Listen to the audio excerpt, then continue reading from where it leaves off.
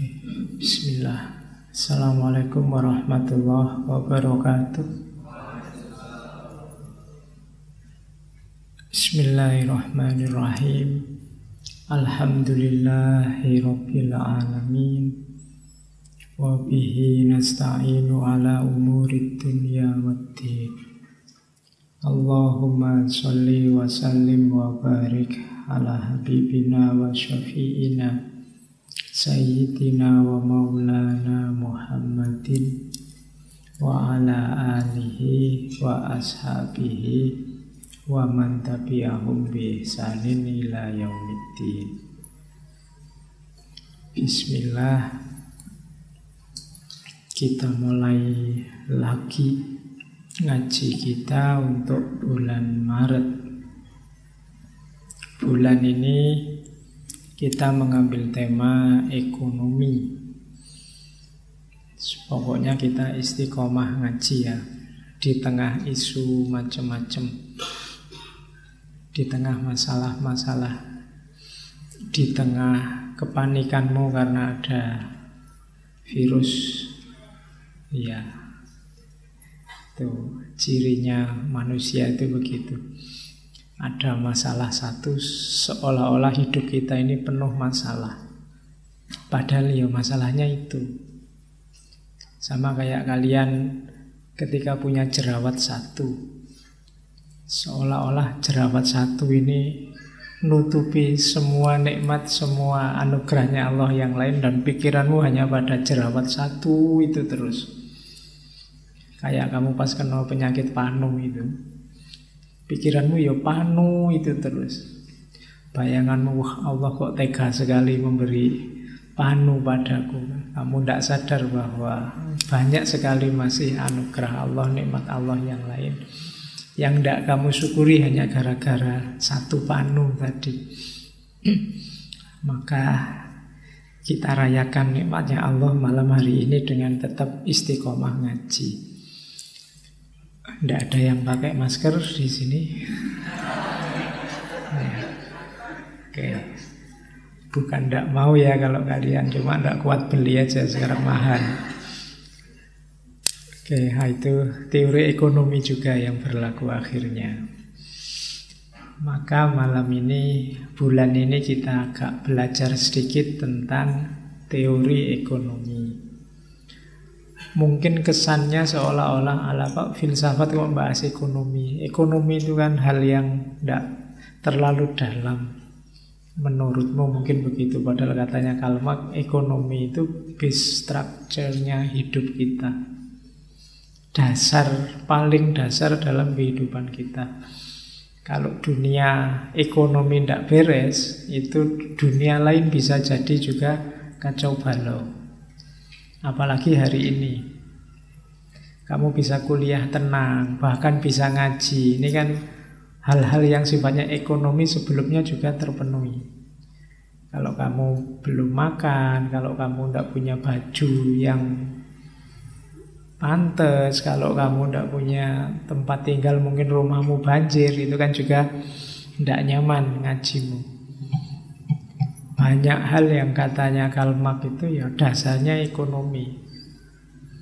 Dunia sosial, budaya, politik, pendidikan itu ya prasyarat dasarnya ya ekonominya beres dulu. Jadi ekonomi penting meskipun jangan berhenti di ekonomi, kan rumusnya itu. Kalau orang hanya mikir ekonomi saja, ya nanti kemarin-kemarin kan banyak dikritik oleh para tokoh filosof. Mikir kebendaan saja. Tapi dia harus ditemui, direngkuh, tapi selanjutnya dilewati biar kita tidak berhenti di situ saja. Oke, malam ini kita awali dari bapaknya ekonomi modern. Filosof, dia dikenal sebenarnya awalnya ahli filsafat moral, kemudian punya gagasan-gagasan banyak luar biasa tentang ekonomi. Kita mungkin banyak kenal, banyak dengar tentang beliau karena teman-teman filsafat biasanya idolanya Karl Marx. Terus mengawalinya dari Karl Marx dulu. Jadi karena Karl Marx itu kalau tentang kapitalisme, tentang Adam Smith kan konotasinya kritik. Jadi rasanya kita tidak nemu kebaikan dari teori-teorinya Adam Smith. Tapi nanti coba kita lihat apa yang ada di pikirannya beliau. Jangan salah, beliau juga punya landasan moral juga. Dia pernah juga menulis tentang filsafat moral. Lahirnya di Skotlandia abad 18. Beliau lahir 1723, nanti meninggalnya 1790. Tidak perlu diragukan lagi ketokohannya. Sebenarnya tulisannya banyak, tapi nanti banyak tulisannya yang beliau musnahkan sendiri menjelang beliau meninggal. Ya malam ini karena kita belajar ekonomi, ya kita ambil dari The Will of Nation-nya lebih banyak. Meskipun nanti dari beberapa referensi yang lain juga kita ambil. Kemudian beliau ini masuk grupnya para filosof yang tidak menikah. Ya, jadi ya tidak harus ditiru yang itunya ya. Kamu menikah saja. Kalau katanya Socrates kan menikah saja. Kalau tidak cocok nanti kamu jadi filosof. Nah, Adam Smith ini mungkin karena ingin jadi filosof saja maka dia tidak menikah. Khawatirnya cocok nanti nggak jadi filosof. Oke, kita awali ya. Langsung saja.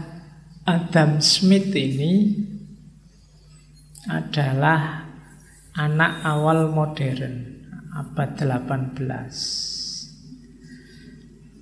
Ketika beliau memproduksi gagasan-gagasannya tentang ekonomi, ada 3 situasi penting saat itu. Yang pertama, revolusi industri.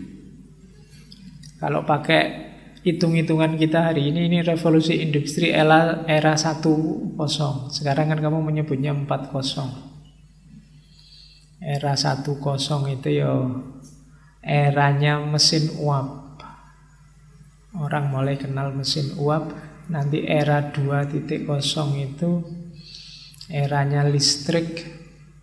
3.0 eranya komputer, robot, otomatis.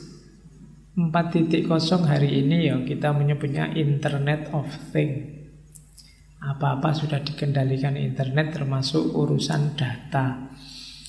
Nah ini beliau masih era revolusi industri awal yang berawal di Inggris.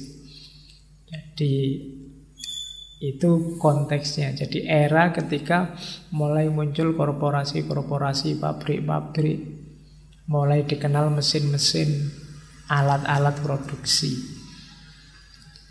Efektivitas, produktivitas meningkat tajam karena orang mulai kenal mesin. Itu yang aspek ekonominya. Secara politik ya settingnya adalah revolusi di Inggris, revolusi Amerika, revolusi Perancis. Kemudian yang paling penting adalah era berpikir yang dikenal sebagai antroposentrisme, atau ya hasilnya antroposentrisme itu nanti antara lain individualisme, bahwa manusia dihargai sebagai manusia sampai ke unit individu. Jadi setiap orang itu berharga.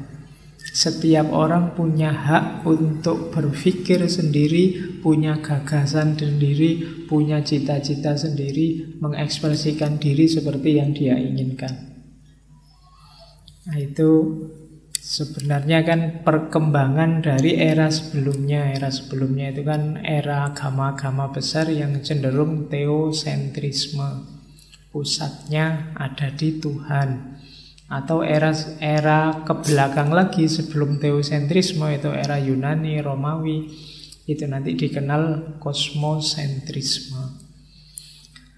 Nah, orang modern itu terkenal antroposentris. Pusatnya peradaban, pusatnya alam itu ya manusia. Di antara buahnya antroposentris itu individualisme. Kalian sebagai manusia itu berharga sampai ke level individu. Nanti gagasan ini nanti dikenal sebagai humanisme modern. Nah, urean-urean semacam ini kalian boleh setback dulu ngaji-ngaji filsafat era-era awal. Saya langsung ke gagasan-gagasannya Adam Smith. Oke, yang pertama ini dulu. Ekonomi itu kan tindakan manusia, perilaku manusia. Menurut Adam Smith, motifnya perilaku itu paling tidak ada 6. Jadi tidak ada perilaku, tidak ada tindakan yang tidak ada motifnya. Selalu ada motifnya. Yang pertama apa? Self-love. Cinta diri. Berarti kepentingan diri. Apa yang kita lakukan paling tidak pertama-tama adalah apa yang kita inginkan. Berarti kita mewujudkan apa yang kita inginkan. Ini sebenarnya sebentuk self-love. Kenapa kamu ngaji? Mungkin jawaban paling banyak ya suka aja. Suka aja itu kan berarti kamu senang dengan ngaji, terus kamu wujudkan dengan tindakan berangkat ngaji. Ini sebentuk cinta pada diri sendiri. Jadi motif pertama tindakan itu biasanya karena self-love.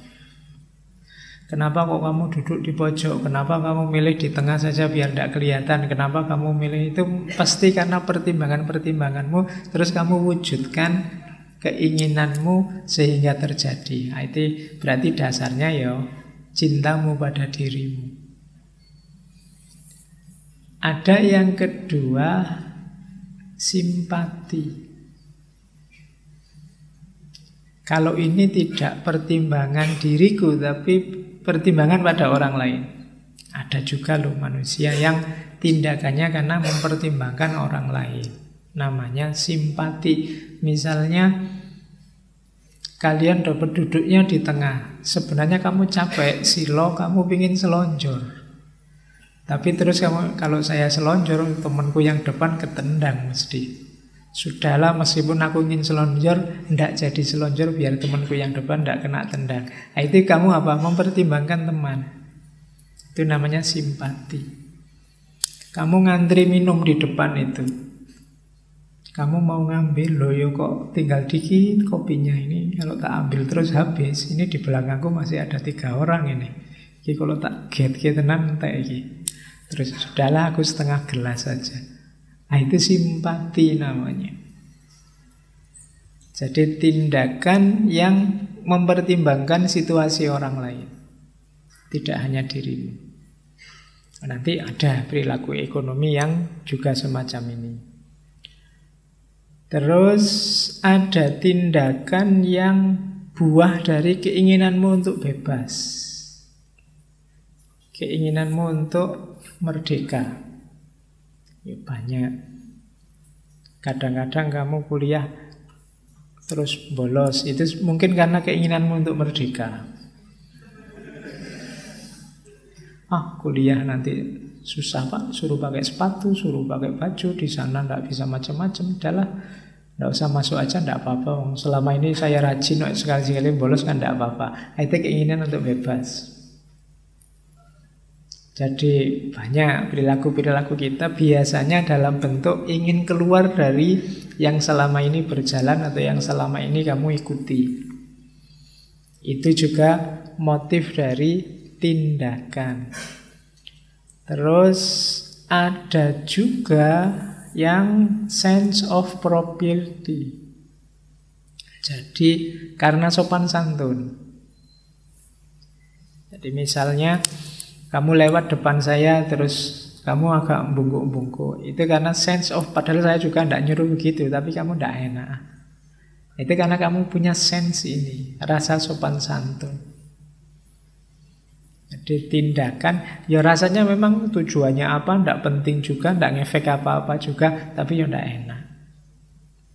Jadi karena kepemilikan sopan santun ini biasanya dididik oleh lingkungan sekelilingnya. Kemudian motif juga ada yang memenuhi kebutuhan dengan cara bekerja sama dengan orang lain. Kalau tadi yang cinta diri tadi memenuhi kebutuhan yang bisa kamu penuhi sendiri. Tapi nanti ada memenuhi kebutuhan yang tidak terpenuhi kalau tidak ada orang lain. Biasanya terus dengan model barter. Entah barter apa dengan apa.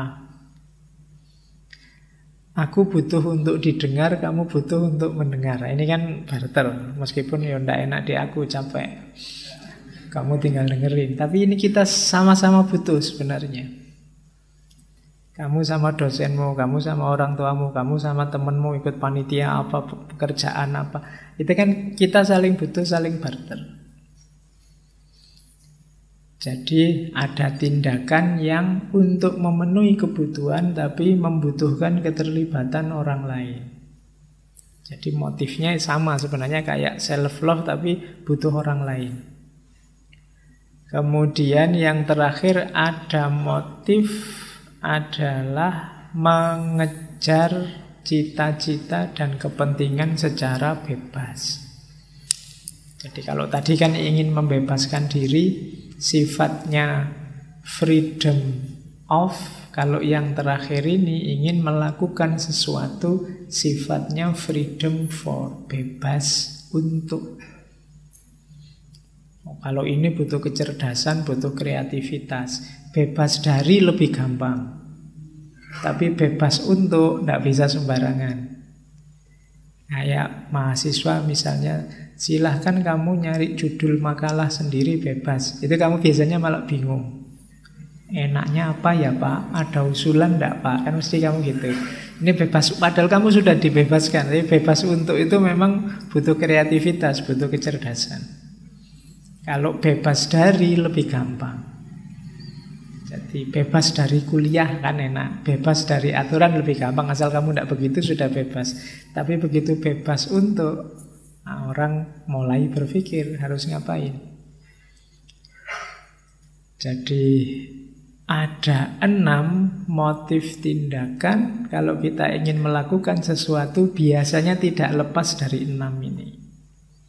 Tindakan ekonomi itu juga bisa masuk di 6 motif ini. Kadang-kadang memenuhi kebutuhanmu sendiri, kadang-kadang dalam konteks dermawan, membantu orang lain, kadang-kadang dalam rangka bebas dari aturan-aturan yang mengunggung, kadang-kadang untuk sopan santun, basa-basi, kadang-kadang untuk dalam rangka kerjasama dengan orang lain atau melakukan kreativitas-kreativitas. Jadi ada 6 motif tindakan. Terus sekarang asumsi pertama tentang alam. Ini Adam Smith ini anak zamannya. Zaman revolusi industri, zaman mesin, maka melihat alam semesta ini seperti mesin. Mesin itu kan satu sistem yang utuh, yang setiap komponennya penting, punya peran sendiri-sendiri. Membacanya tidak bisa parsial. Karena apa? Setiap unsurnya saling mempengaruhi. Sama seperti mikrofon ini, ada tataannya, ada tiangnya, ada mikrofonnya. Ini kan satu sistem. Bukan hanya mikrofonnya saja, bukan hanya tiangnya saja, bukan hanya tataannya saja. Tiga-tiganya penting. Jadi ini satu alam itu juga seperti ini. Jadi alam itu saling berkait, saling berhubungan. Lihatlah dia sebagai satu seperti mesin besar. Ya, mesin yang sumbernya dari Tuhan. Katanya Adam Smith, ada Tuhan, ada ilahi yang berkebajikan, bijaksana, abadi, merencanakan dan mengatur mesin raksasa alam semesta demikian sepanjang masa untuk menghasilkan jumlah kebahagiaan yang sebesar mungkin. Dengan demikian dunia itu sempurna.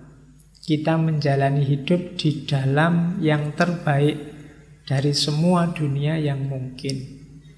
Jadi katanya Adam Smith, dunia yang kita tinggali ini dunia versi terbaiknya dunia. Jadi nyari yang kayak gini kembarannya susah wis.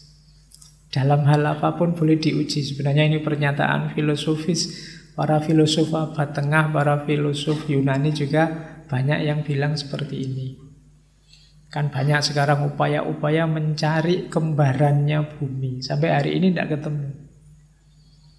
Jadi berarti kita hidup di dunia yang versi the best-nya, versi terbaiknya.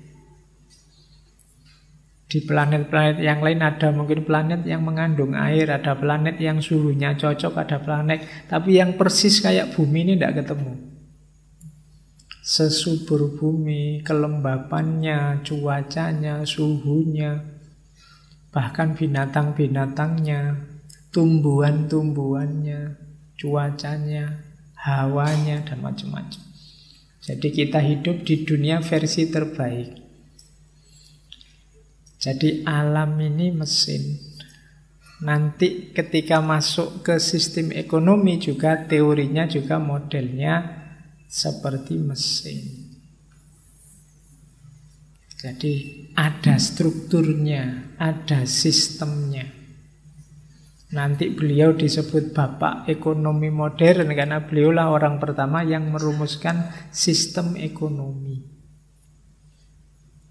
Kalau sebelumnya ekonomi ya dilakoni wae, kamu kerja untuk duit terus buat belanjani keluarga terus habis cari lagi kan cuma itu. Tapi diteorikan dengan detail itu diawali dari Adam Smith. Nanti teorinya dikenal sebagai teori kelompok klasik. Jadi teori klasik tentang ekonomi. Oke, jadi asumsi pertama tentang alam semesta ini ternyata alam itu sifatnya struktur seperti mesin. Kalau alam sifatnya seperti mesin, maka manusia punya ciri homo economicus. Jadi homo economicus itu manusia adalah makhluk yang bersifat individual yang harus dapat memenuhi kebutuhannya sendiri. Harus diusahakan. Dia butuh kerja, butuh kreativitas, butuh daya upaya untuk memenuhi kebutuhannya. Makanya dia disebut homo economicus. Kalau makhluk selain manusia, tidak bisa. Makhluk selain manusia itu dasarnya insting. Kan banyak orang mengkritik kamu kalau malas kerja dibandingkan sama binatang. Ayam aja mau keluar rumah dapat makanan. Masa kamu tidak bisa? Kan kita sering begitu. Tidak, kalau manusia tidak seperti binatang. Kalau binatang pakai instingnya. Kalau manusia pakai akalnya untuk memenuhi kebutuhan. Dia harus berusaha, dia harus kreatif, merekayasa, merekadaya. Karena dia makhluk ekonomi. Makananmu bukan sesuatu yang siap kamu telan begitu saja, kecuali makanan tertentu. Kamu kan yo nasi, yo lauk, yo sayur, macam-macam wis. Nasi aja yo jenisnya yo macam-macam. Kamu rekayasa, ada nasi sekarang, ada nasi putih, nasi merah, nasi hitam, nasi goreng, nasi kuning, macam-macam teori. Kalau binatang kan tidak kenal diversifikasi semacam itu. Ayam itu ya beras, dikasih beras ya mau aja. Tiap hari dikasih beras juga mau. Dia tidak pernah protes. Tidak pernah mbok ya sekali-sekali ya ganti nasi goreng. Tidak pernah dia minta rawon nanti. Kan tidak. Dia harus manut wae. Makanannya itu ya itu. Beda sama manusia.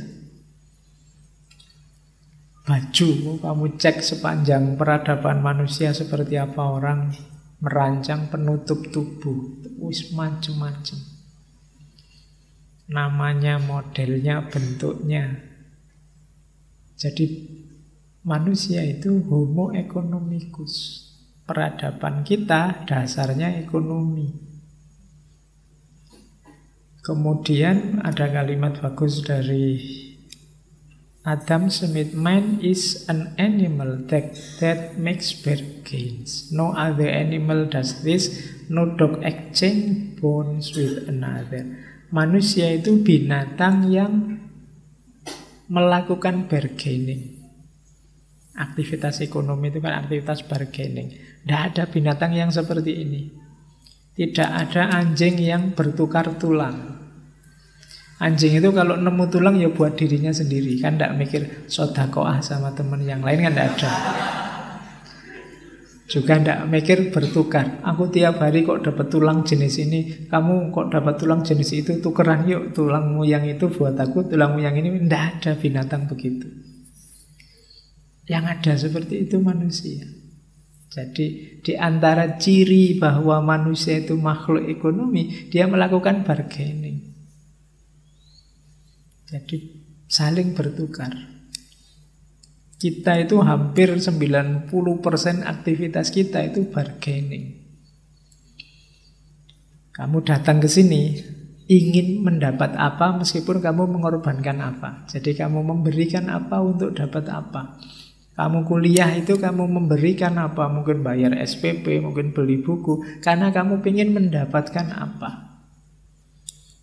Jadi aktivitas ekonominya manusia yang kita lakukan itu ya sebenarnya aktivitas bargaining. Memberikan apa untuk mendapatkan apa. Kadang beragama kan juga bargaining kan. Saya ingin melakukan amal ini biar dapat ini. Biar masuk surga di lantai yang kesekian. Biar nanti dapat 72 bidadari. Biar itu bargaining. Makanya agama itu sering ngajak mbok yo ikhlas gitu. Maksudnya jangan terjebak di jual beli ini, jangan terjebak di bargaining ini. Tapi memang ya kita ini homo economicus. Kadang-kadang wiritan dihitung ini dibaca 1114 kali. Wah, kamu kemana-mana ngitung. Pakai yang itu kan, otomatis dicetak-cetak itu. Nanti kepencet iseng tadi 0 lagi, susah lagi kamu. Loh, dapat berapa tadi maunya? Karena kamu bargaining, kamu tidak mau rugi. Kalau sudah 1114 kali ya pas sudah, jangan ditambah itu. Nanti kita sudah dapat nanti rewardnya, ditunggu aja kan gitu. Nah, bargaining, logikanya logika memberikan apa untuk dapat apa.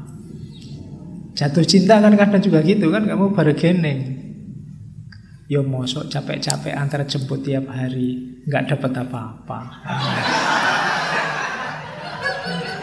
Ayo, pikiranmu kan begitu. Jadi kamu ingin dapat apa?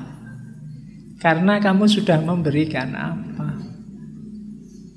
Kadang-kadang ya mungkin hanya memberikan tenaga atau memberikan perhatian, memberikan apa. Kamu ingin dibales. Jangankan yang besar-besar, yang kecil-kecil aja kan kamu ingin dibalas. Kalau kamu kirim WA tidak dibalas kan marah. Mosok di-read tok, tidak di-reply misalnya. Jadi manusia itu homo economicus, cirinya apa? Bargain. Di luar manusia tidak ada yang seperti ini. Binatang tidak bargaining. Binatang itu ya jatuh cinta, suka ya suka, tidak ada kamu dapat apa, aku dapat apa. Yang dilakukan binatang sesuai instingnya, seperti saya bilang tadi. Tapi kalau manusia, ada pamrihnya. Ada yang diincar. Jadi ini yang dibaca oleh Adam Smith. Terus dibacalah oleh Adam Smith ada tahap-tahap perkembangan ekonomi ini sepanjang sejarahnya manusia. Ada masa berburu, ada masa bercocok tanam, berternak, atau nomadic agriculture, ada masa perdagangan, feudal farming, dan hari ini masa perindustrian, commercial interdependence. Masa perburuan zaman primitif dulu. Orang masih sederhana, masih belum ada transaksi-transaksi formal. Yang ada orang masih bergantung pada alam. Berburu dimakan, ambil buah dimakan, pokoknya hanya memenuhi kebutuhannya sederhana. Masyarakat primitif. Nanti naik satu level masyarakat petani bercocok tanam. Kalau ini sudah menetap. Kalau yang pertama tadi masih nomaden. Di level 2 ini sudah menetap. Sudah mulai banyak kebutuhannya. Mulai ngerti nyimpen-nyimpen barang. Nah, itu era bercocok tanam dan berternak. Tidak bisa lagi praktis kayak sebelumnya. Kadang-kadang yang kita butuhkan ada di kita tidak ada, di teman kita tidak ada. Tapi yang pas teman kita tidak butuh, dia ada, kita yang ada. Jadi akhirnya apa? Barter. Saya kok dapatnya teh, kamu dapatnya kopi. Aku lagi pingin kopi ya misalnya. Ya Pak, saya tiap hari kopi, bosan sekali-sekali pingin teh. Oh ya sudah, sekarang kita barter ya. Tehku kamu ambil, kopimu buat saya. Nah, itu orang kenal seperti ini era bercocok tanam. Ketika manusia sudah mulai tidak nomaden lagi. Mulai berdiam. Kamu butuh apa, saya butuh apa. Naik satu level lagi masa perdagangan. Kalau ini sudah mulai ngerti alat tukar. Karena kalau hanya mengandalkan barter itu kan ya rumit nanti. Kalau pas yang saya butuhkan ada di teman saya, sementara teman saya yang sana saya tidak kenal. Kenalnya yang ini, yang dipunyai yang ini saya tidak butuh. Tapi dia juga butuh barangku, dia juga tidak, kan rumit. Akhirnya ya sudahlah, bikin alat tukar. Ya kita kenalnya hari ini uang. Ini mulai terjadi dagang. Jadi tidak perlu, kalau saya butuh kopi, tidak perlu saya harus menukar tehku dengan kopimu. Aku pingin kopi jane, tapi aku ya suka teh. Nah, terus lahirlah alat tukar. Pakai uang beli kopi. Saya punya kopi banyak Pak, nggak mungkin kan tak minum semua. Di barter juga nanti mesti sisa. Sisanya buat apa? Loh aku juga butuh kopi tapi juga nggak banyak-banyak. Terus di situ gunanya alat tukar. Nah ini era perdagangan. Terus masuklah ke era industri. Kalau di era industri ini mulai lahir pabrik-pabrik, produksi-produksi. Yang kita butuhkan apa diproduksi banyak, butuh baju diproduksi banyak di situ dengan mesin, dengan teknologi. Itu era perindustrian. Jadi ada 4 tahap perkembangan ekonomi. Yang dibahas oleh Adam Smith ya yang terakhir ini. Ketika masuk ke era perindustrian. Oke, kita awali dari asumsi-asumsi awal. Yang pertama, ini kodrat Homo economicus tadi adalah manusia itu harus bekerja. Manusia itu punya ciri harus beraktivitas untuk memenuhi kebutuhannya. Tidak bisa dia hanya mengandalkan orang lain. Jadi katanya Adam Smith, tidak ada masyarakat yang sungguh-sungguh menjadi berkembang dan bahagia apabila sebagian terbesar anggotanya berada dalam kemiskinan dan penderitaan. Di samping itu, tiada lain kecuali persamaan bahwa mereka yang makan, berpakaian, dan bertempat tinggal adalah semua orang yang secara bersama-sama harus menghasilkan dari pekerjaan mereka sendiri sehingga mereka dapat makan, berpakaian, dan bertempat tinggal secara memadai. Tidak boleh ada orang yang bercita-cita, saya cita-citanya ditolong orang lain saja lah Pak. Kamu pasti harus bekerja, beraktivitas memenuhi kebutuhan. Jadi ini prasyaratnya homo economicus. Makanya setiap orang kan nanti sesuai bidangnya masing-masing harus bekerja, harus berkarya. Disitulah nanti dia memenuhi kebutuhannya. Bahkan nanti belakangan di Kalma kan kerja itu tidak cuma memenuhi kebutuhan, tapi juga eksistensial. Maknamu sebagai manusia yang eksis itu dinilai dari karyamu, dari kerjamu. Kalau kamu tidak menghasilkan apa-apa, tidak membuat apa-apa, tidak melahirkan apa-apa, tidak memproduksi apa-apa, tidak bekerja, ya kamu tidak eksis.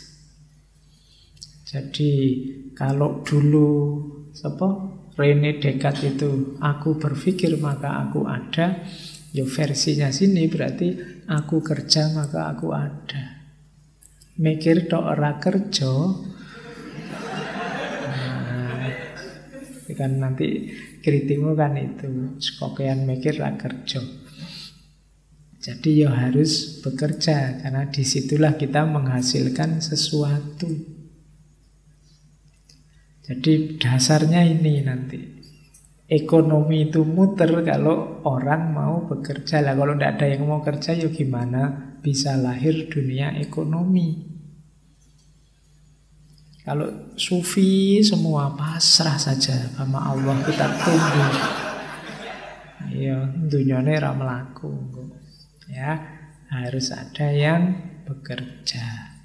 Jadi makanya kalimatnya keharusan bekerja. Jadi ini dasar yang pertama. Dasar yang kedua yang harus diingat, yaitu tentang hak milik. Kan nanti ada ini, nanti dikritik misalnya di aliran-aliran sosialis, komunis itu hak milik itu ya milik bersama. Tapi menurut Adam Smith, hak milik itu hak asasi. Harta yang dimiliki oleh setiap orang karena hasil kerjanya sendiri merupakan hak dasar dari semua hak yang lain. Sehingga hak milik tersebut sangat suci dan tidak dapat diganggu-gugat. Jadi kalau kamu berhak punya sesuatu. Nah kalau saya tidak punya apa-apa Pak, saya miskin. Katanya Adam Smith, harta milik seorang yang miskin adalah tenaga dan keterampilan tangannya. Maka melarang dia agar tidak menggunakan tenaga dan keterampilannya untuk adalah sesuatu yang melukai sesamanya, jelas-jelas merupakan pelanggaran atas hak milik yang sangat suci ini. Hal itu merupakan perwujudan pelanggaran hak atas kebebasan yang adil yang dimiliki buruh dan mungkin atas orang yang ingin mempekerjakan dia. Jadi, kalau kamu punya apa-apa, ya itu hakmu. Kalau kamu tidak punya apa-apa, hakmu atas tenaga dan keterampilanmu. Orang tidak boleh menghalangimu berkarya, beraktivitas, menggunakan tenaga dan keterampilanmu untuk menghasilkan sesuatu. Karena itu hakmu. Kamu pingin gambar, ya silahkan gambar. Kamu pingin bikin rumah, silahkan bikin rumah. Kamu pingin nulis, silahkan nulis. Itu hakmu. Orang tidak boleh dihalang-halangi di sini. Jadi manusia harus beraktivitas dan dia punya hak atas aktivitas dan karyanya. Ini dua asumsi yang awal tadi ringkesnya itu. Silahkan kamu bekerja, silahkan kamu berkarya, dan kamu punya hak atas itu. Atas produkmu, atas karyamu, dan atas aktivitasmu. Meskipun nanti di antara yang dikritik oleh Karl Marx itu nanti kalau dalam kasus buruh ini nanti dia tidak bisa mengklaim karyanya. Mereka sih yang bikin sepatu bermerek, tapi mereka tidak bisa bilang sepatu bermerek itu produkku. Ya, nanti di situ ada masalah nanti. Tapi sementara di titik ini Adam Smith ingin menyatakan bahwa engkau punya hak milik dan juga engkau punya hak atas keterampilan dan tenagamu. Terus, nah, kalau kamu sudah mau kerja, sudah sadar hakmu, perhatikan perkembangan ekonomi. Ini mulai tentang ekonomi, dipengaruhi oleh dua hal yang paling utama. Yang pertama apa? Spesialisasi, pembagian kerja. Dalam kenyataan, kehidupan sehari-hari terdapat berbagai macam pekerjaan yang digeluti oleh orang yang berbeda-beda sehingga kebutuhan manusia dapat terpenuhi dengan baik. Nah, setiap orang punya keahlian pasti, punya bakat sesuai yang dia miliki. Itu namanya spesialisasi. Kamu keahlianmu apa? Itu perhatikan, karena itu aset nanti penting untuk roda ekonomi. Kamu bisanya apa? Jadi biasanya lahirnya ini dari tradisi, dari adat, dari kebiasaan, atau dari pendidikan. Kalian harus bisa membaca dirimu. Seandainya masuk ke peta pembagian kerja ini, spesialisasimu apa? Oke, kenapa ini penting? Karena orang ngerti spesialisasinya itu manfaatnya meningkatkan produktivitas. Kalau kamu tidak kenal dirimu, tidak ngerti spesialisasimu, atau perusahaan kok tidak kenal keahlian masing-masing karyawannya, ya dia bunuh diri. Harus ngerti spesialisasinya sendiri-sendiri biar lebih produktif. Untuk menghasilkan laptop ini kan tidak satu orang terus dia bikin laptop sendiri, kan tidak. Ini melibatkan banyak orang. Karena melibatkan banyak orang, ya harus jelas orang ini, yang ini bisanya apa, yang ini bisanya apa. Mungkin yang satu ini ahli bikin softwarenya, yang ini cuma bagian casingnya saja, yang satunya lagi ngurusi kabelnya, yang satunya lagi ngertinya kelistrikannya, yang satunya mungkin ngopeni prosesor atau RAM-nya. Jadi ini hasil dari banyak orang, bukan hasil dari satu orang. Jangan dibayangkan laptop itu satu orang terus nyari plastik sendiri, terus nyari kaca sendiri, terus latihan programming sendiri. Nah, ini kerja banyak orang. Bajumu ini jangan dikira kerja satu orang, kerja banyak orang.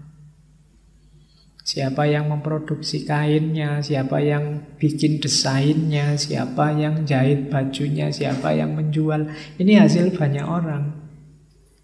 Kalau tidak ngerti division of labor bisa kacau. Ya kalau zaman dulu barter tidak butuh itu. Sekarang zaman industri harus jelas pembagian kerjanya. Ya kayak kalian bikin panitia itu kan melakukan division of labor. Oh, kamu bagian nerima tamu besok, kamu yang bagian peralatan, kamu yang bagian ini division of labor. Jangan hanya satu orang ngabehi semuanya dia. Dia yang ngurusi peralatan, yang nerima tamu, ya itu tidak efektif.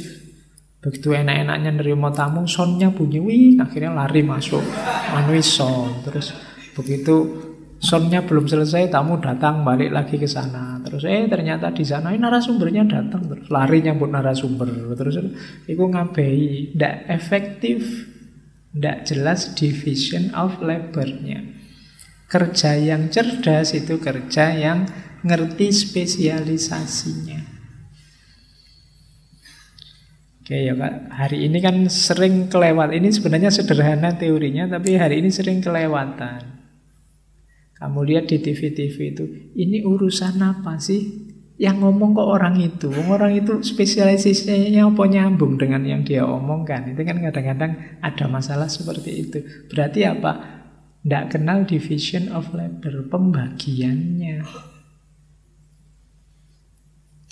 Oke. Ya kayak saya misalnya, ya aku ngertiku filsafat. Makanya nyuwun sewu panitia yang ngundang saya kok disuruh ngomong fikih. Wallahu a'lam bishawab.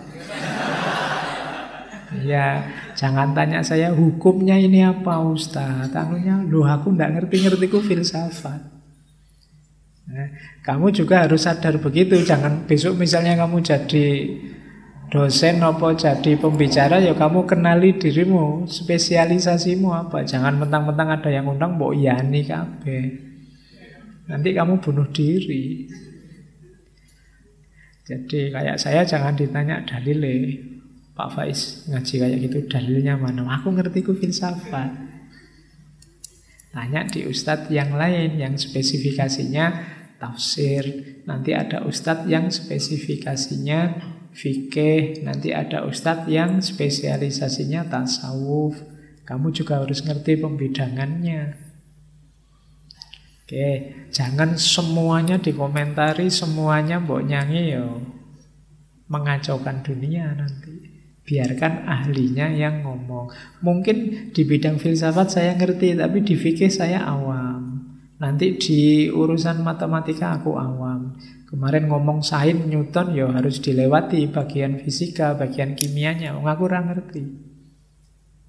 Jadi ngertine ya bagian filosofinya.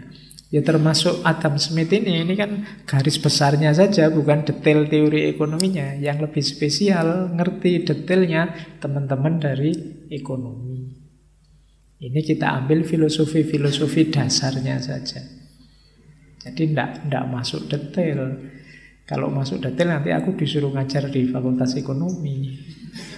Puyeng lagi nanti masalah. Ya kalau kamu sakit aja kan berobat kan juga milih. Kalau pas pilek ya dokter THT. Kalau pas gigi sakit dokter gigi, kan nggak ngawur. Kan ada dokter umum Pak. Ya dokter umum kan kalau pas kamu nggak punya duit. Spesialis kan kalau pas duitmu mahal itu kan kamu keren. Spesialis kan ngerti yang ahlinya. Oke, karena memang spesialis itu semakin mahal. Kayak dokter tadi, semakin spesialis semakin mahal. Ada ahli jantung, itu kan mahal. Nanti ahli jantung kiri lebih mahal lagi. Nanti ahli jantung kanan lebih mahal lagi, kan gitu. Lebih spesialis. Oke. Nah, ketika division of labor ini jelas, produktivitas meningkat. Jadi dari sini nanti ekonomi, pendapatan juga semakin meningkat. Kalau produksi meningkat kan pendapatan juga meningkat. Oke, katanya Adam Smith, manusia dengan bakat masing-masing, dengan kecerdasan yang beda-beda dapat saling memberikan keuntungan satu sama lain. Hal ini tidak terjadi pada hewan. Kalau hewan tidak kenal division of labor, setiap hewan ya sesuai podo kabeh keahlian rata, karena dia andalannya insting, tidak kayak manusia. Tidak kenal pembagian kerja, hanya manusia yang ngerti pembagian kerja. Kalau kamu lihat bebek tidak ada, oh ini bebek yang ahli renang, kalau yang ini bebek yang ahli lari, ini bebek tidak ada ya. Kalau bebek rata. Tapi kalau manusia ada beda-beda sesuai bakatnya. Jadi kunci pertama perkembangan ekonomi itu manusianya. Ini sebenarnya mengkritik aliran sebelumnya. Kalau sebelumnya ada namanya merkantilisme, nanti kita bahas sebentar. Kemudian ada aliran fisiokrat. Kalau fisiokrat itu kuncinya bukan manusia dan kerjanya, tapi sumber daya alamnya. Misalnya sawah untuk petani, tanah. Nah, itu lebih penting ini. Kalau kita punya banyak tanah, punya sawah yang luas. Nah, ini namanya fisiokrat, modal fisiknya.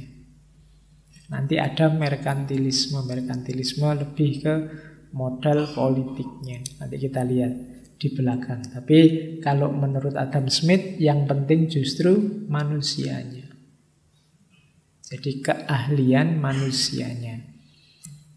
Contohnya ini, it's not from the benevolence of the butcher, brewer, or baker that we expect our dinner, but from their regard to their own interest. Kalau sudah misalnya gini loh, division of labor itu, kita itu tidak butuh kebaikannya tukang daging, ya kan, kebaikannya tukang bikin minuman atau tukang bikin roti. Yang kita butuhkan kalau kita ke warung, ya dia bisa bikin daging yang enak, bikin minuman yang enak, bikin roti yang enak.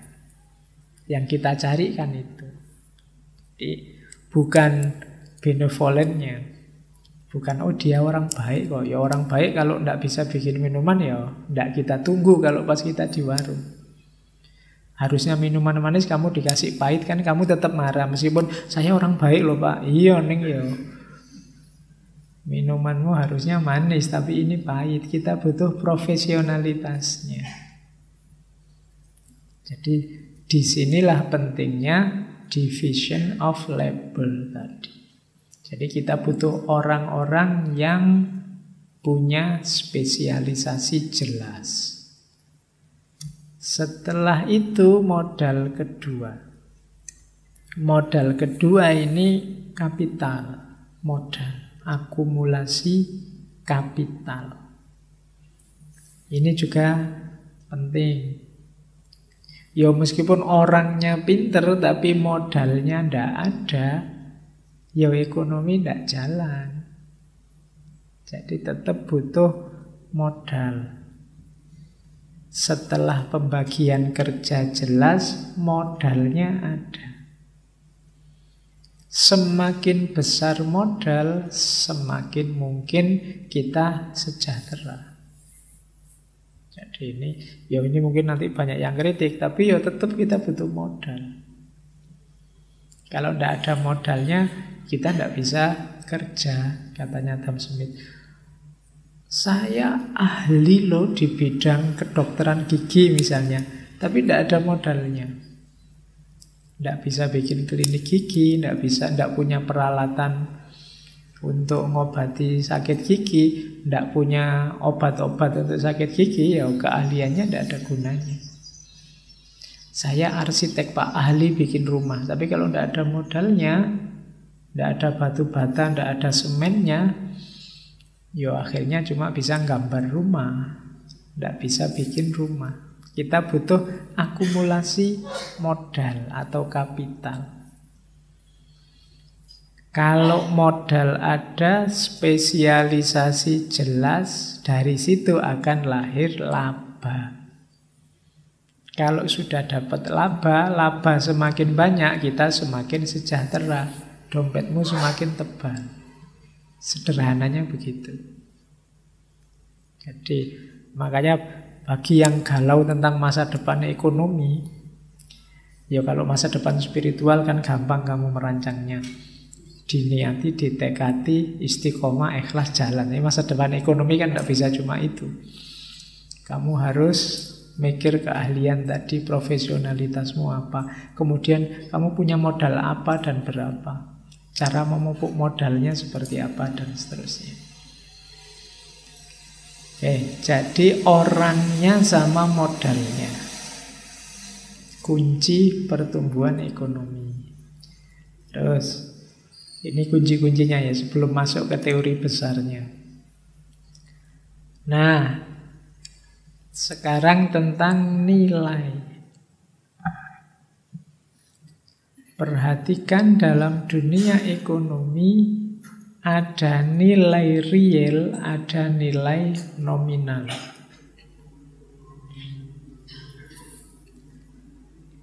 Kalau nilai real itu ya sesuai dengan kerjanya, sesuai dengan modalnya. Ini namanya nilai real.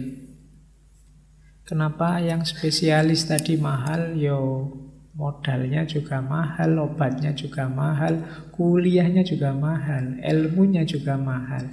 Makanya bayarnya mahal, itu namanya nilai real.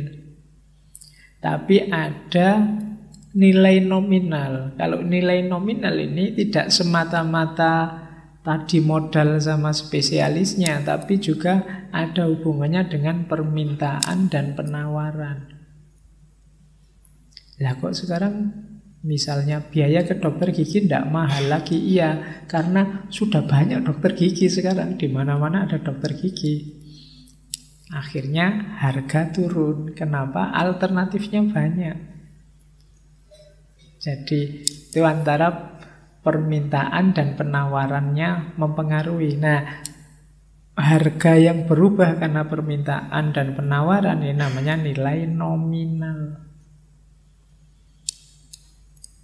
Jadi nilai nominal itu hubungannya dengan lingkungan sekelilingnya. Dia dibutuhkan atau tidak, banyak tidak yang butuh. Kalau yang real sesuai dengan barangnya, modalnya, kerjanya. Itu namanya nilai real kalau dalam ekonomi. Kamu pinter, saya lulus kumlot loh Pak. Itu kan realnya kamu itu berharga. Tapi begitu keluar, oh ternyata yang kumlot banyak sekarang. Jadi meskipun kamu kumlot berharga, tapi karena banyak yang lain, ya hargamu bisa turun separuh. Kenapa? Itu namanya nilai nominal. Alah kalau nyari kayak kamu di luar banyak, sekarang nganggur semua sama kayak kamu.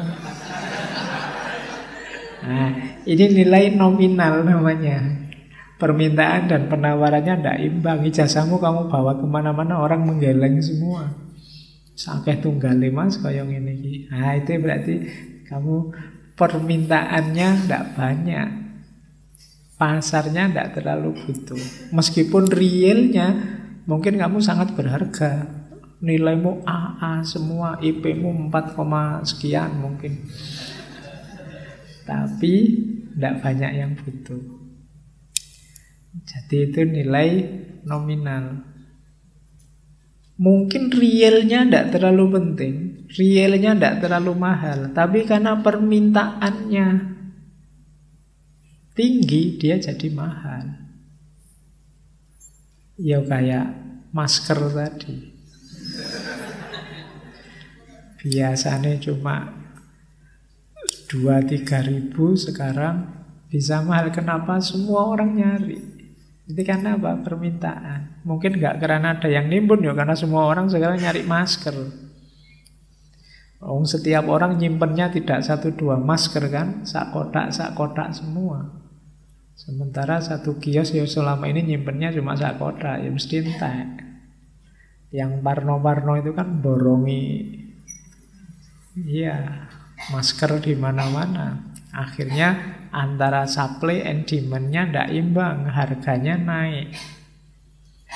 Jadi itu namanya nilai nominal, padahal realnya ya tetap itu murah. Itu kan sama kayak tisu yang kamu punya di rumah itu, diformat dalam bentuk masker, makanya murah.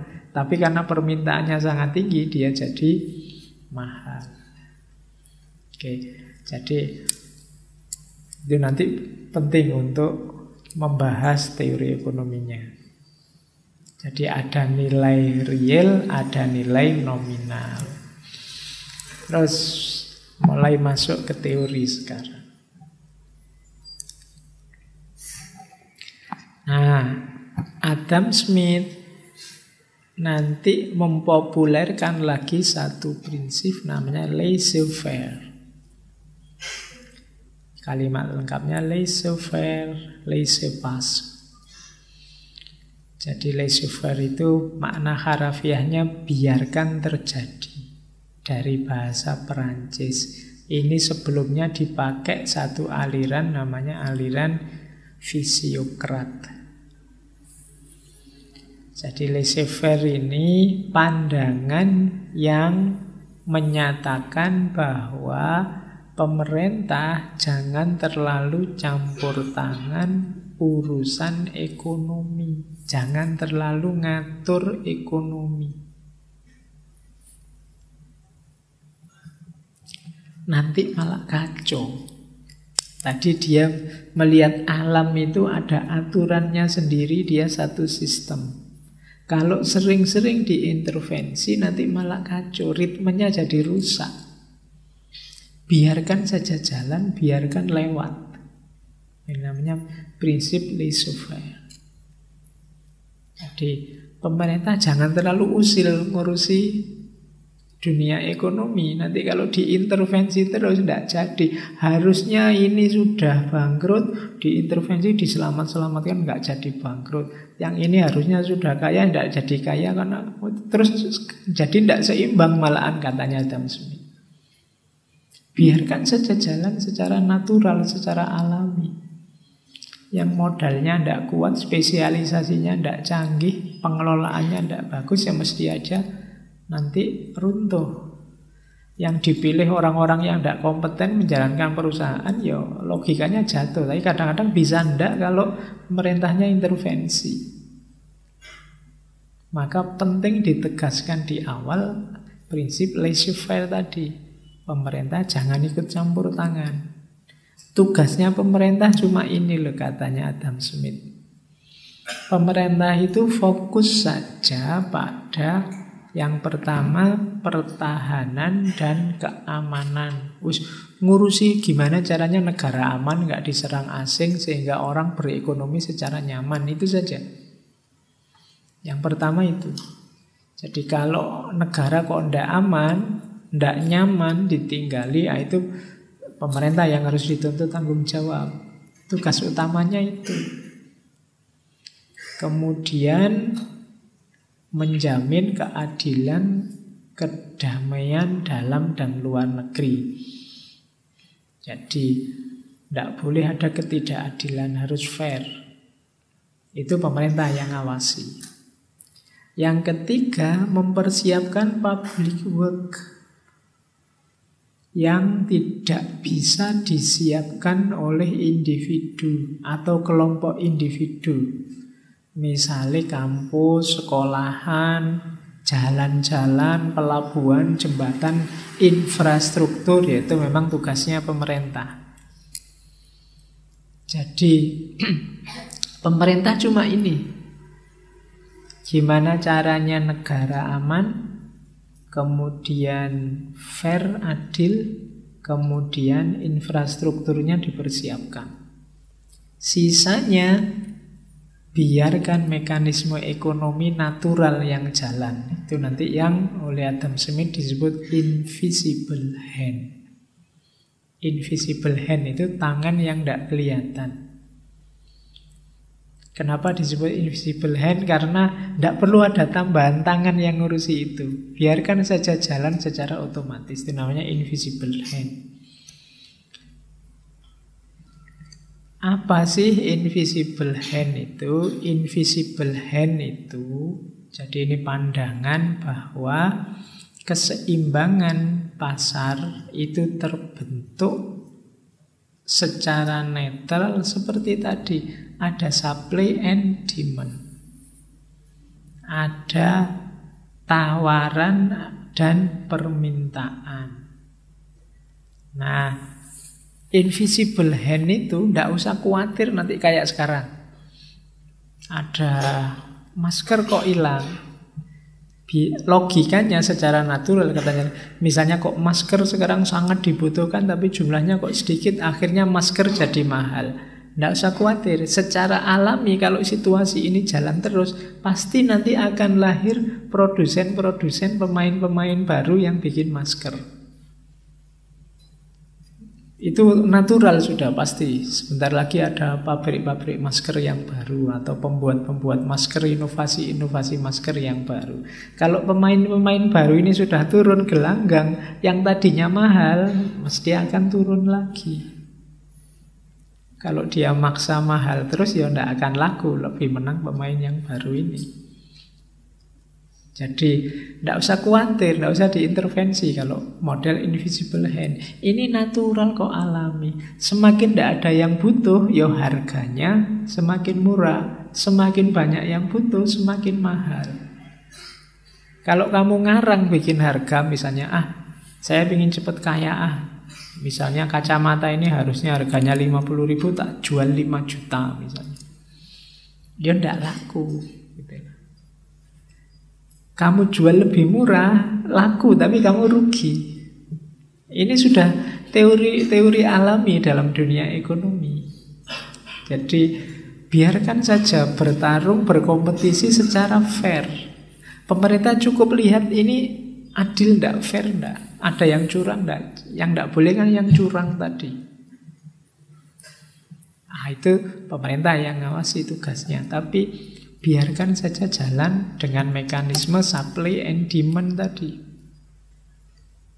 Jadi persaingan di antara perusahaan akan dapat mengarah pada pengakuan konsumen terhadap produk dan juga harga yang terbaik. Sebab produsen yang kurang efisien secara bertahap akan terlempar keluar dari pusat persaingan. Karena ada mekanisme invisible hand ini, setiap pelaku ekonomi ingin melakukan yang terbaik. Wah, aku jualan tidak usah mahal-mahal, tapi juga nggak boleh murah. Kalau terlalu murah rugi aku. Untuk biaya produksinya saja berapa. Akhirnya harga normal. Tapi kalau tadi ada intervensi pemerintah, misalnya ini kan yang mengacaukan ritme itu. Harusnya aku tidak boleh jual mahal-mahal, tapi terus ada instruksi surat edaran dari pemerintah misalnya. Harus pakai merek ini, ya sudah. Ritmenya terus jadi rusak. Jadi biarkan saja sebenarnya jalan sesuai hukum alam ekonomi itu. Jangan terlalu banyak diintervensi. Itu yang disebut invisible hand. Yang selama ini terjadi ketika pemerintah intervensi apa? Monopoli. Jadi monopoli ini katanya Adam Smith ngerusak pasar. Jadi monopoli itu kesenangan kotor, jahat dengan memberikan privilege eksekutif bagi perusahaan dagang tertentu. Karena ada privilege ini, akhirnya apa? Ya yang lain mesti kalah, yang lain mesti mati. Dia sendiri yang menang. Jadi, ayo KKN itu kan suap menyuap, itu kan biasanya dalam rangka ini biar perusahaan tertentu dapat hak tertentu untuk dagang, yang lain tidak dapat. Yang terjadi akhirnya apa? Monopoli. Jadi menang-menangan.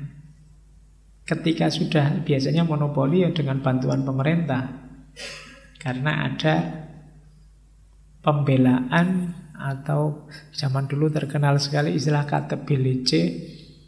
Jadi semacam nota, semacam pemihakan untuk memenangkan kelompok dagang tertentu. Ini merusak pasar sudah. Kalau ada yang seperti ini mesti kacau. Kalau yang satu sudah dianak emaskan misalnya karena memberi suap tertentu, yang lain juga, kalau gitu tak kasih suap lagi yang lebih besar biar haknya dapat padaku. Yang lain ngasih lebih besar lagi. Akhirnya pertandingan suap-suapan. Ya, sudah tidak natural lagi sudah. Jadi harusnya pemerintah justru menghalangi adanya monopoli.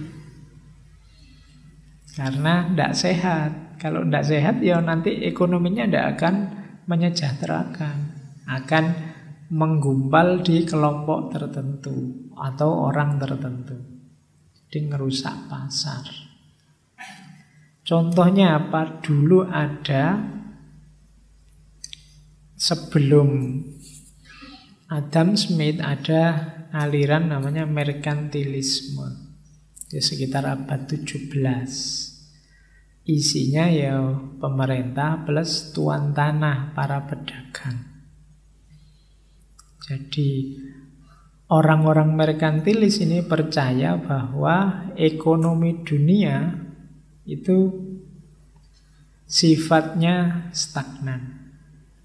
Jadi sifatnya tidak berkembang. Pokoknya ekonomi itu akeh-akehan modal. Itu nanti kelompok merkantilis.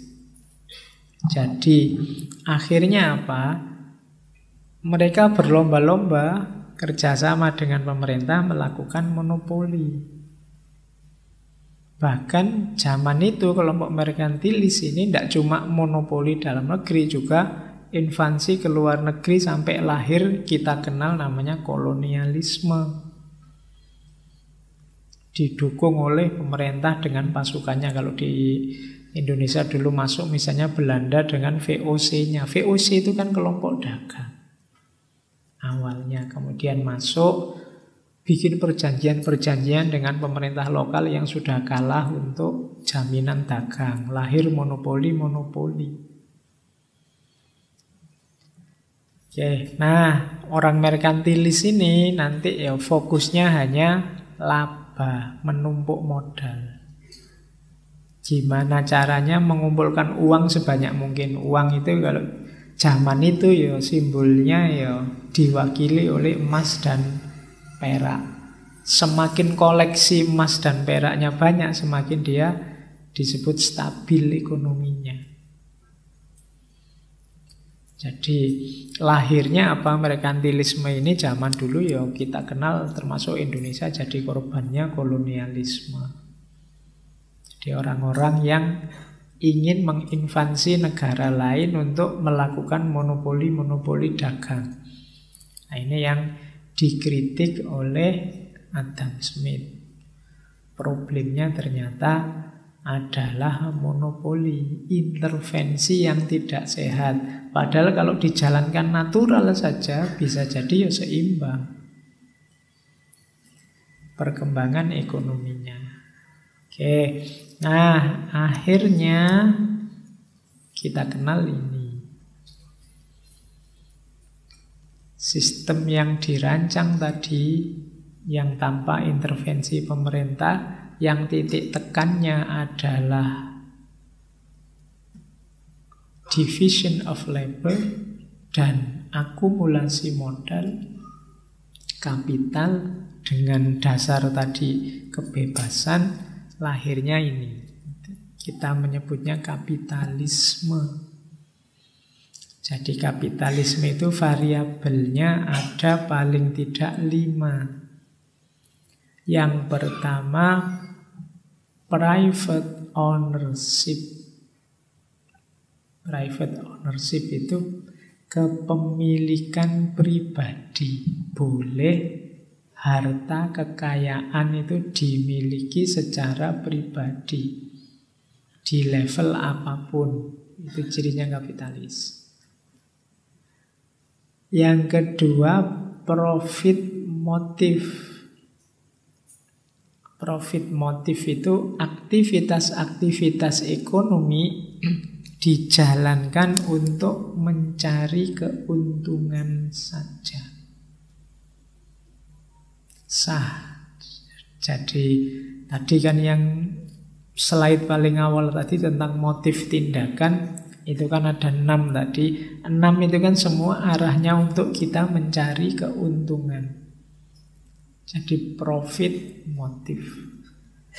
Kemudian yang ketiga, market ekonomi. Market ekonomi itu ekonomi pasar. Kalau ada orang bilang, sudahlah serahkan saja pada mekanisme pasar. Itu market ekonomi. Kalau memang orang butuh, biar mereka beli. Kalau tidak butuh, ya biar tidak usah beli. Itu market ekonomi. Biarkan pasar yang menilai. Itu bagus atau tidak, dibutuhkan atau tidak. Tidak perlu intervensi-intervensi dari pemerintah misalnya. Harus ini, harus itu, jangan ini, jangan itu. Tidak usahlah. Biarkan pasarnya sendiri yang menentukan dia butuh itu apa tidak. Itu namanya market ekonomi. Terus kompetisi. Kompetisi itu berarti ya bersaing saja secara sehat. Pak, saya mau dagang ini Pak, tapi kok sudah banyak yang dagang. Tidak apa-apa, kalau kamu nunggu yang belum ada dagang ya tidak ada. Semuanya sudah ada. Kompetisi aja secara sehat. Bikin strategi-strategi penjualan yang bagus. Karena memang tidak mungkin kamu masuk gelanggang pasar yang tidak ada kompetisi. Yang kamu single fighter main dewe itu rauno. Pingin jago sendiri kan. Kadang-kadang saya sering ketemu teman itu, Pak saya pingin wira swasta, pingin dagang apa gitu loh Pak. Tapi saya lihat di tempat saya itu apa-apa sudah ada ya Pak. Lah ya kalau kamu nyari yang tidak ada nggak jadi dagang. Sekarang apa yang tidak ada semuanya juga ada. Harus siap kompetisi. Jadi apalagi sekarang online itu apa wae ono. Kamu sumpek enak-enak jualan buku, ada yang baca. Nah, itu kan gimana ini caranya ya? Nah, itu berarti ada yang tidak adil. Kalau urusan yang tidak adil, pemerintah boleh intervensi. Harusnya kompetisi berjalan secara fair. Kemudian free enterprise. Enterprise itu ranah wilayah budaya. Jadi ada kebebasan, tidak terlalu banyak aturan yang mengikat. Jadi kapitalisme itu berarti private ownership, kemudian profit motive, kemudian market ekonomi, kompetisi, dan free enterprise. Nah, kemarin kan kita banyak mengkritisi kapitalisme, ya silahkan kamu kritisi 5 unsur itu kalau mau dikritisi. Apa iya sih orang itu boleh memiliki apa saja asal mampu? Kalau memang dalam jangkauan, misalkan ada orang itu biasanya tambah kaya kan semakin kaya. Karena apa? Semakin kamu kaya kan modalmu semakin besar. Semakin bisa membayari ahli-ahli. Akhirnya kamu menang terus, semakin besar, semakin besar. Nah ini boleh tidak kamu sebesar-besarnya, sekuat-kuatnya, karena yang lain mesti kalah. Nah, itu yang sering dikritik terhadap kapitalisme. Apa ya orang itu boleh memiliki apapun tanpa batas asal dia sendiri bisa menjangkaunya. Kemudian profit motif. Motifnya untuk nyari keuntungan. Apa ya sih aktivitas ekonomi itu hanya nyari keuntungan saja? Apa hidup kita itu memang ingin nyari untung saja? Nah, itu nanti problem juga. Market ekonomi juga begitu. Apa yo pasar itu selalu rasional. Kalau pas ada yang main kayak hari ini gimana? Belum lagi kompetisi, belum lagi free enterprise. Jadi inilah model ekonomi yang kita kenal sebagai kapitalisme. Terus, nah ini nyawa teorinya. Ini agak pelan-pelan ini. Kalau susu-susu kamu keliwatan. Inilah nanti economic growth, pertumbuhan ekonomi dari seorang Adam Smith.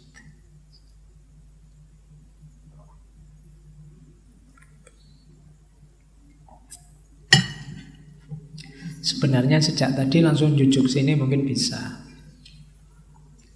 Cuma nanti kopimu belum habis, ngajinya sudah habis. Ya, jadi yang pertama memang awalnya adalah division of labor. Yang paling awal pembagian kerja itu. Dasarnya itu. Semakin canggih pembagian kerja, semakin bagus produktivitas. Berarti apa? Semakin ahli para pekerja, semakin skillnya bagus, semakin produktif. Biasanya ini nanti digabung dengan strategi investasinya.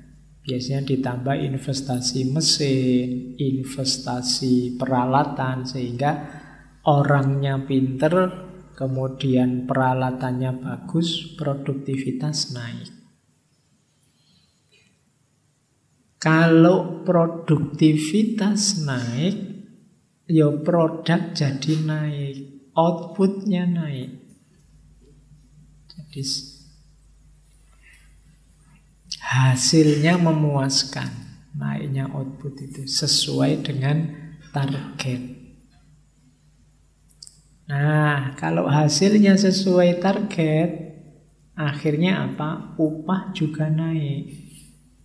Karena perusahaannya stabil, sukses. Kalau upah naik, perusahaan stabil, nanti pada akhirnya pendapatan per kapita. Wah, ini penting nanti mulai dikenal GDP di Adam Smith. Penghasilan banyak orang di satu negara juga naik. Karena orangnya berkualitas semua, begitu masuk dunia industri, produktivitas meningkat, mereka juga outputnya bagus, pada akhirnya perusahaan bisa menaikkan upah. Ketika perusahaan menaikkan upah, maka naiklah juga pendapatan rata-rata per kapita. Ya gampang-gampangannya orang semakin sejahtera, tambah sugih. Kalau orang tambah sejahtera, biasanya apa? Konsumsinya naik. Beli mobil, beli rumah. Ya kan? Kalau dulu bajunya harga 100.000 ke bawah, sekarang 500.000 ke atas. Kalau dulu buka Bukalapak, buka Tokopedia, pilihannya nyari yang bekas, sekarang nyari yang baru. Konsumsi naik, kenapa? Pendapatan naik. Ya kayak sekarang kamu zaman mahasiswa kan, kalau lagi belanja online kan mesti ring harga antara 0 sampai 200.000 sak kuat-kuatnya misalnya. Kan gitu. Tapi begitu pendapatanmu naik kan kamu bisa sampai sekian juta bisa. Kenapa? Konsumsi naik, karena upahku naik. Kalau konsumsi naik, itu kan pendapatan per kapita naik, konsumsi naik, itu isyarat apa? Negara semakin sejahtera. Ya kayak sekarang ya, sekarang itu menurut saya ya lumayan sejahtera. Nyari rumah yang tidak ada TV sekarang susah. Setiap rumah pasti ada TV. Motor, setiap rumah pasti punya kendaraan, paling tidak motor. Itu kan berarti meningkat. Kalau dulu sak kampung TV-nya siji. Zaman saya kecil ya TV-nya satu. Nanti kalau pengen nonton TV, nunggu tetangganya, ditunggu depan rumah, baru tetangganya nyetel TV, kita ikut bareng-bareng nimbrung di situ. Kalau tetangganya lagi ndak mood, dimatiin.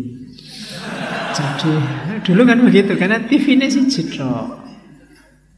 Kita pengen nonton sepak bola, dia nyetel sinetron, nyetel berita kalau zaman itu. Nah, karena apa? Adanya cuma satu. Sekarang setiap orang bisa punya TV. Bahkan tidak hanya sekarang setiap orang bisa punya TV, sekarang setiap orang sudah bosen punya TV. TV itu sekarang jarang diputar lagi kan, paling kamu lebih banyak HP-nan, WA-nan. Zamannya sudah berubah. Di situ kelihatan ada meningkatnya kekayaan bangsa. Kita semakin sejahtera. Berarti apa? Kalau kekayaan meningkat, kesejahteraan meningkat, akumulasi modal juga meningkat sebenarnya. Loh, ketika akumulasi modal meningkat, itu nanti ada efeknya ke keahlian. Muter lagi. Pembagian kerja, spesialisasi juga semakin berkualitas. Orang tambah pinter, tambah ahli. Kenapa? Sekarang ada modalnya. Ketika orang tambah ahli, ya produktivitas semakin meningkat. Terus muter begitu. Jadi grafiknya harusnya semakin sejahtera, semakin sejahtera, semakin sejahtera. Jadi inilah siklus kapitalisme versi Adam Smith. Disinilah negara tumbuh menjadi semakin berkembang, semakin maju dengan parameter ekonomi. Meskipun nanti selanjutnya dikritik oleh Karl Marx, tapi Karl Marx kan sudah kita bahas dulu. Kalau ada yang tanya, kritiknya apa, kamu dengarkan saja rekamannya Karl Marx. Jadi kritiknya dulu, baru yang dikritik kita sampaikan sekarang. diwalik. Ya enggak apa-apa. Kan tadi ada motif tindakan itu antara lain bebas dari aturan. Nah, ini bebas dari aturan sakar PDW. Yang kritiknya disampaikan dulu, yang dikritik baru belakangan. Jadi inilah kunci-kunci dari pertumbuhan ekonomi. Ditambah tadi peradaban kapitalis tadi, disitulah nanti lahir konsepnya will of nation. Jadi kekayaan negara yang sejati itu sebenarnya bukan terletak pada timbunan emas dan peraknya, tetapi tadi division of labor-nya yang jadi kunci. Yang dari situ produktivitas meningkat, produk meningkat, upah meningkat, kemudian pendapatan per kapita meningkat, konsumsi meningkat, kapital juga meningkat. Kalau kapital meningkat, manusia juga bisa dididik semakin berkualitas, division of labor juga meningkat, terus begitu. Oke, sistem semacam ini nanti disebut kapitalisme. Pada akhirnya ini orang hidup itu kalau pakai kalimatnya Adam Smith, what can be added to the happiness of a man who is in health, out of debt, and has a clear conscience. Butuh apa lagi untuk bahagia bagi orang yang badannya sehat, ndak punya utang, pikirannya waras. Wis targetmu 3 ini aja, kamu sudah bahagia. Awak waras, sehat, pikiran waras, sehat, ndak punya utang. Itu sudah makmur, sudah. Kebahagiaan ada di sini. Yang bikin kamu ndak bisa tidur kan, kamu ndak sehat secara fisik, atau kamu tidak sehat secara psikis, stres, dan punya utang. Pokoknya kamu tidak bisa tidur kalau ada 3 ini. Kalau badanmu sakit, akalmu sakit, atau kamu punya utang. Jadi banyak filosof merumuskan kebahagiaan secara rumit, jelimet. Kalau Adam Smith, pokoknya bahagia itu awak waras, pikiran waras, tidak punya utang. Itu puncaknya kebahagiaan. Jadi ya antara lain tadi ya. Berarti kalau pakai strateginya Adam Smith, buat dirimu jadi seorang yang berkualitas. Kuncinya nanti di situ sebenarnya. Oke, ada lagi quote bagus. The real tragedy of the poor is the poverty of their aspiration. Jadi tragedi yang sebenarnya bagi orang-orang miskin, orang-orang yang mengenaskan hidupnya adalah bukan kemiskinan harta sebenarnya, tapi the poverty of their aspiration. Kemiskinan aspirasi, tidak kreatif, tidak punya ide, tidak punya gagasan. Sudah miskin kok pasrah, kan gitu, basa kasare ngomong.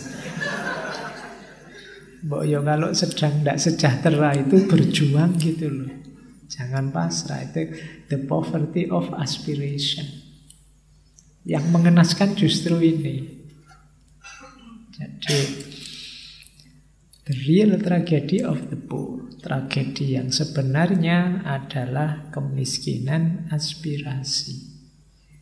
Kamu tidak mau bergerak, tidak mau kreatif, tidak bisa punya ide gagasan yang baru untuk keluar dari situasimu yang mengenaskan. Justru itu.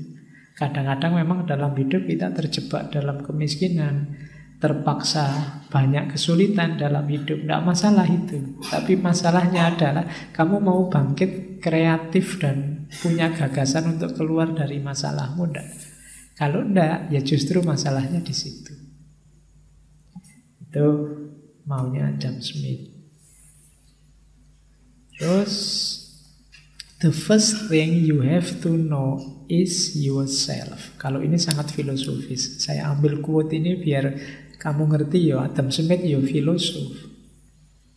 Hal pertama yang harus kamu tahu, kamu kenali adalah dirimu sendiri. Ini kan juga dalam rangka membentuk manusia berkualitas yang spesialis tadi. A man who knows himself can step outside himself and watch his own reaction like an observer.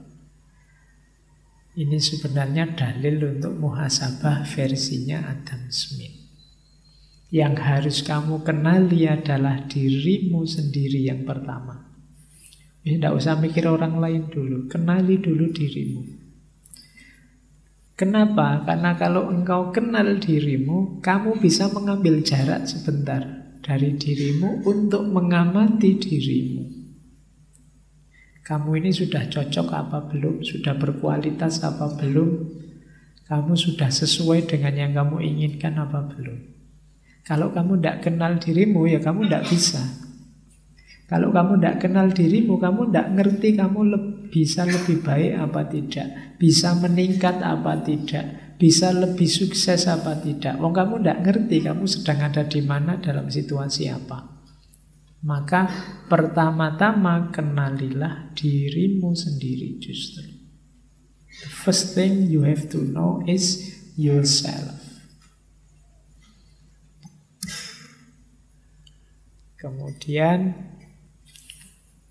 ini salah satu prinsip juga, hati-hati dalam dunia ekonomi. Kita kadang-kadang kelihatan tega, tapi tega itu ya natural.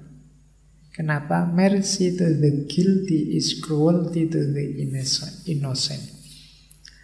Jadi kasihan pada orang yang salah itu adalah kekejaman pada orang yang tidak bersalah. Kadang-kadang kan kita ini kasihan pada teman, kasihan ya Pak, dia akhirnya tidak lulus. Loh iya, dia memang harus tidak lulus di kelas ini. Kenapa? Dia tidak pernah masuk, tugas juga tidak ngumpul. Kalau saya kasihan pada dia, kemudian tak luluskan saja, aku tidak adil pada yang kemarin rajin, kemarin bikin tugas. Aku kejam pada mereka yang tekun. Jadi sayang pada yang salah itu berarti kekejaman pada yang tidak salah. Oke, sama kayak rapat kok nunggu temenmu yang tidak datang-datang, padahal yang lain sudah banyak yang datang. Kamu harus lebih sayang pada yang sudah datang duluan daripada yang tidak datang-datang. Kadang-kadang kan karena ada yang nggak datang-datang terus kita tunggu ya yang belum datang. Loh, kita sayang pada yang belum datang tapi tidak sayang pada yang sudah datang. Akhirnya dia harus nunggu. Mbok sudah wong telat ditinggal saja. Mercy to the guilty is cruelty to the innocent. Jadi sayang pada yang salah itu berarti kejam pada yang tidak salah. Jangan dibalik, karena kita ini memang sering kejam pada orang yang tidak salah apa-apa. Demi kasihan ya orang ini. Ya memang salah, gimana lagi. Dia harus menanggung hukuman dari kesalahannya. Oke. Oh, ini juga Adam Smith juga punya quote tentang cinta. Man naturally decides not only to be loved, but to be lovely. Manusia itu secara alami ingin, tidak hanya ingin dicintai, tapi juga ingin lovely. Lovely itu nek basa Jawa ini demenake. Ya.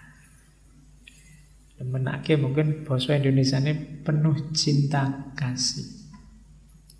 Jadi manusia itu tidak cuma ingin dicintai, tapi juga ingin jadi pribadi yang penuh kasih sayang, menyenangkan semua orang. Itu lovely.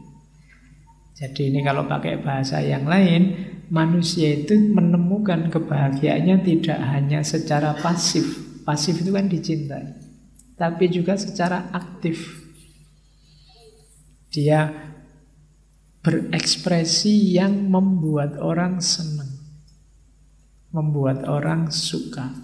Itu but to be lovely. Jadi ini naturally, berarti alami. Oke, secara alami orang ingin dicintai dan ingin menebarkan cinta ke sekelilingnya. Oke ya, saya kira itu ya Adam Smith. Paling tidak kita sudah ngerti karpe ngono toh. Adam Smith itu. Tadi saya bilang detailnya ya kamu kejar sendiri. The Wealth of Nation. Bukunya ada, tinggal kamu download online pakai bahasa Inggris. Saya tidak tahu terjemahnya ada apa enggak. Kalau ada ya kamu beli saja. Jangan yang bacakan tapi. Kasihan yang nerjemah. Oke. Minggu depan kita lanjutkan dengan Max Weber. Max Weber dikenal melihat, ini tadi kan kita ngomong kapitalisme. Minggu depan kita lihat bagaimana spirit kapitalisme itu punya efek dalam kehidupan religius. Hubungannya dengan etika religius. Oke, saya kira itu teman-teman. Ketemu lagi insya Allah minggu depan. Wallahul muwaffiq, wallahu a'lam bissawab. Wassalamualaikum warahmatullahi wabarakatuh.